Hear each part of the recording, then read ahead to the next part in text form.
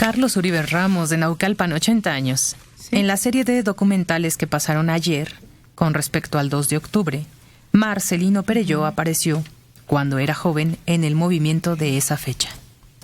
Sí. Marcelino sigue joven, ¿qué le pasa?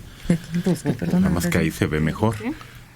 Pero yo creo que ayer, los documentales hay pocos que se rescatan del 68 y sobre todo nos vamos con una idea muy triste del movimiento. Pero sí les recomendaría que busquen el artículo de ese hombre, de Luis, porque ayer termina con algo así como: es muy triste ver que van a salir a marchar un montón de jóvenes que ya olvidaron que el 2 de octubre no se olvida. Algo así. No sé quién lo leería. Sí. Algo así termina la frase. Es muy aleccionador. Primero hemos dado relevancia al 2 de octubre. El movimiento no es el 2 de octubre, por favor. Qué triste es que resuman el movimiento del 2 de octubre en una matanza. Todo lo que era el movimiento, el cambio, la unión de los jóvenes con los sindicatos, todo lo que significó se resume en una matanza. Qué triste. Y encima lo recordamos mal y de malas. Sí. Además dice, es que fue una fiesta. No. El movimiento fue una fiesta para los jóvenes. No. Cuando llega la represión, pues sí, se acaba la fiesta. Tuvieron que huir del país porque realmente su vida estaba en peligro.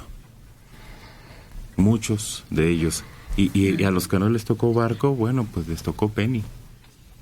Y las imágenes, hay documentos fílmicos de cómo vivían en la penitenciaría porque metieron, acuérdense, una cámara para filmarse. ¿Cómo se llama esa película? Los documentos del 68. Hay una película francesa adentro del reclusorio con una cámara que se metió a escondidas. Y ahí vemos cómo viven. Tenían ciertas comodidades porque los demás presos los protegían y les daban aliento. Ellos no eran el tipo de criminales, pero de todos modos era una penitenciaría. Su efecto persiste. Eso hizo que de ahí en adelante todos los que tienen algún cargo importante se espantaran ante lo que se llama represión y se cruzaran de brazos. O que toda acción de aplicar la ley la consideren como represión. Ese es el gran problema, porque lo del 68 evidentemente fue una represión. No tenía que ver con la aplicación de la ley, sino fue reprimido el movimiento a sangre y fuego en distintos momentos de los 3 meses en que duró. No.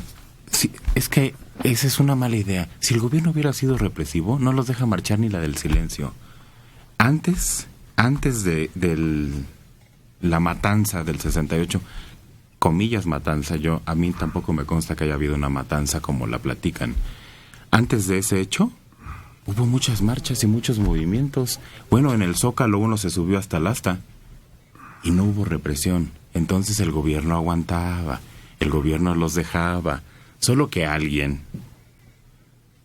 ya para el 2 de octubre, ya dijo esto ya llegó muy lejos y se le salió de las manos. No, pero ve, ahí está el cañón, el bazucazo a San Ildefonso. Luego en la entrada del ejército, el día que pone el estudiante la bandera comunista en el astabandera del Zócalo.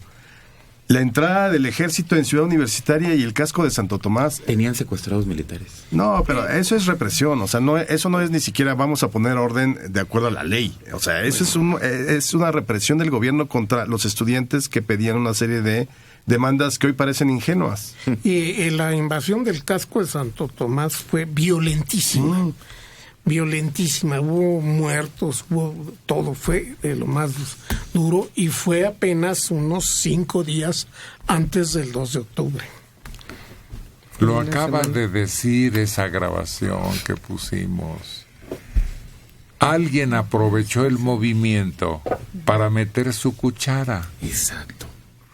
Y fue cuando las órdenes no eran coordinadas entre todos los que participaron. Por un lado había la Brigada Blanca y por el otro el ejército. Y en medio los muchachos. Pero no llegamos al genocidio y a la represión. No, simple y sencillamente alguien metió mano negra. Lo acaba de decir. Sí. La grabación. Que querían dispersar. Que querían agredir al ejército para que el ejército, que tenía la orden de dispersar, participara con su armamento. Exacto. Como ocurrió. Sí. Elisa Meneses Ríos, de 42 años, de Azcapotzalco.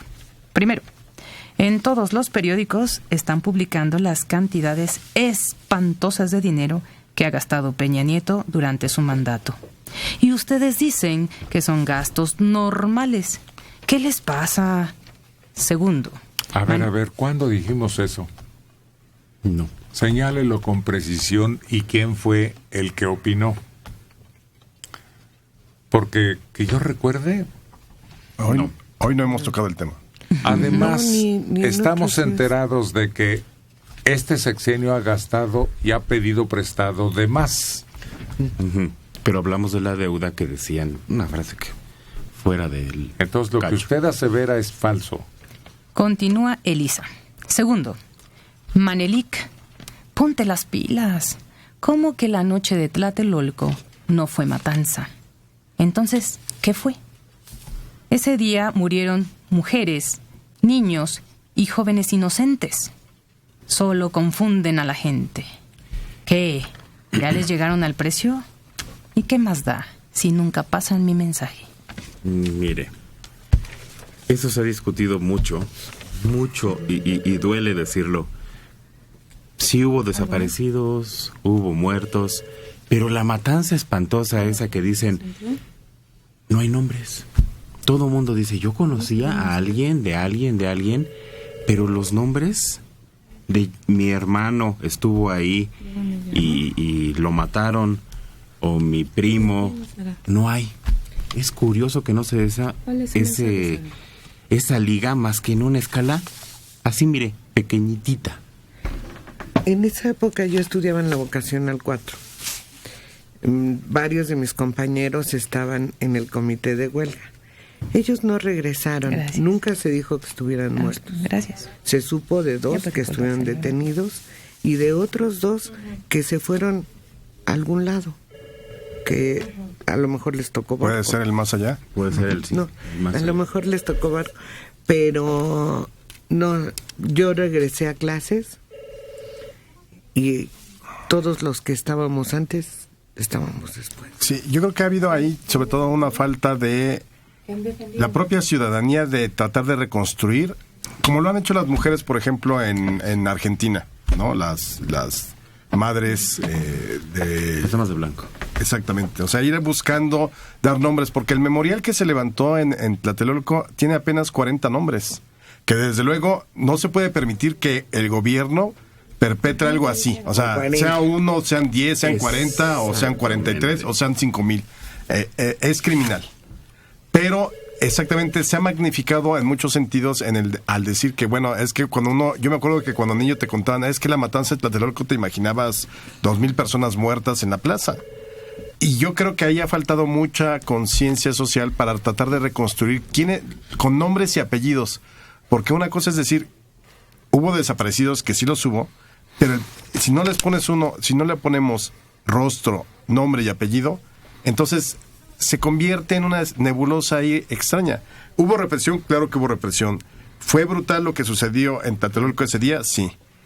Pero de ahí a hablar de genocidio, estamos en 2 dimensiones total y absolutamente distintas cuando se dice eso. Sí, porque no hubo el intento de acabar con un grupo social o una etnia. O una destrucción sistemática, que ese también es otro de los elementos del genocidio. También.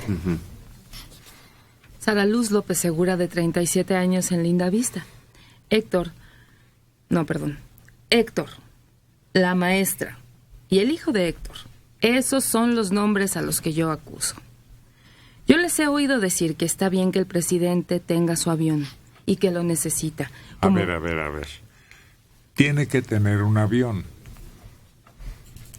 Luego, este presidente no compró ese avión. Efectivamente. Sexenio pasado. Fue la administración del presidente Calderón.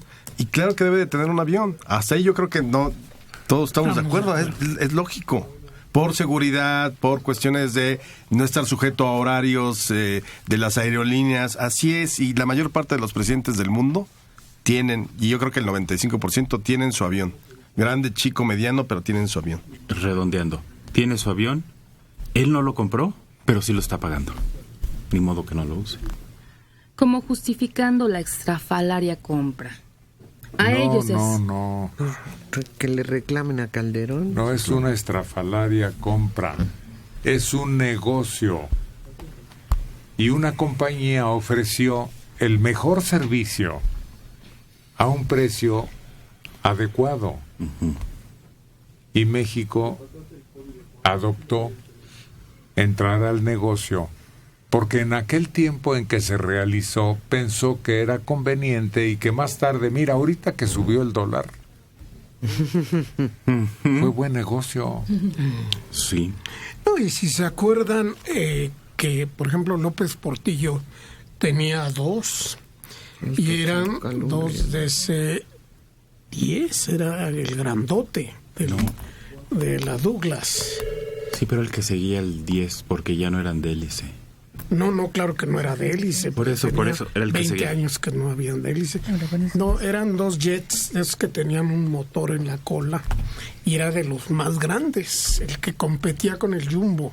Y era el Quetzalcóatl 1 y el Quetzalcóatl 2. Parecía resultado de fútbol. Sí. Su edad. Y tampoco fue solito Calderón. El Senado Aprobó. aprobó. Continúa Sara Luz.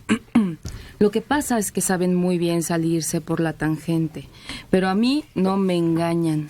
Los únicos que les creen son los viejitos ignorantes que viven solos y que tienen muchos problemas. Oiga, Sara Luz, que usted nació por generación espontánea. ¿En su casa no ha habido viejitos? ¿O en su casa son como usted lo señala?